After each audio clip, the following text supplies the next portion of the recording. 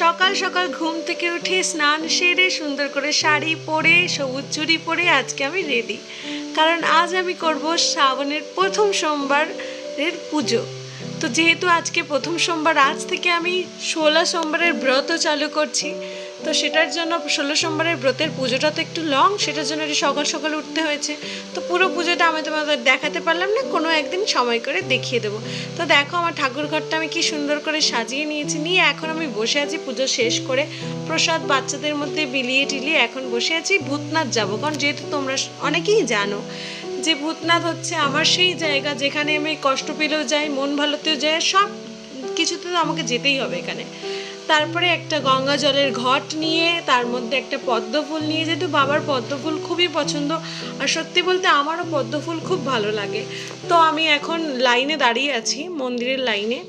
তো এই ভিড়টা অনেকটাই ছিল। তো দেখো ভূতনাথটা কি সুন্দর করে সাজিয়েছে। যারা এখানে মানে ওকেশনে আসো বা পুজোর সময় আসো তারা তো জানো এই জায়গাটা কতটা ভালো। আর আমার সব থেকে পছন্দের জায়গা। আমাকে আজকের এই সবুজ শাড়ি পরে কেমন লাগছে, অ্যাকচুয়াল আমি এত বছরে প্রথমবার আজকে সবুজ চুড়ি এবং সবুজ শাড়ি পরে শ্রাবণের প্রথম সোমবারে পুজো দিতে এসেছি। তো এই হচ্ছে ভূতনাথ মন্দির, যেটা অনেক কষ্টে আমি ক্লিকগুলো ভিডিওগুলো নিয়েছি। কারোর হাতে ফোন নেই, দেখো নিতে পারছে না সেরকমভাবে, বাট আমি নিয়েছি তোমাদের সাথে শেয়ার করবো বলে।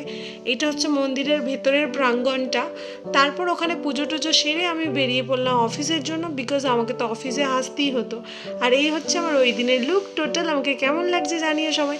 তো এটা ছিল আমার ওই দিনের লাঞ্চ বলো ব্রেকফাস্ট বলো সবই। যেহেতু আমি উপোস রেখেছি তো এইটাই আমার খাওয়ার ছিল, আর কিছু খাবো না আমি সারাদিনে। তোমরাও প্রার্থনা করো আমার যেন 16 সোমবারের ব্রত কোনো বিঘ্ন ছাড়াই কমপ্লিট হয়ে যায়। দেখা হচ্ছে নেক্সট ভিডিওতে। Like comment subscribe.